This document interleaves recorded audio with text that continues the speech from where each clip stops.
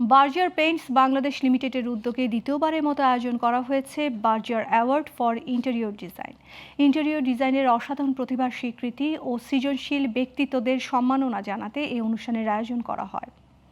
বৃহস্পতিবার Radisson blue Dhaka water গার্ডেনের grand বলরুমে পুরস্কার বিতরণ অনুষ্ঠানের আয়োজন করা হয়।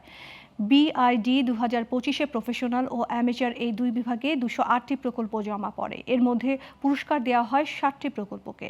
প্রফেশনাল বিভাগে পুরস্কারপ্রাপ্ত 4টি প্রকল্প হল makeovers by Anmon, Kobita Kunjo, solo ও অজো আইডিয়া স্পেস, গুলশান।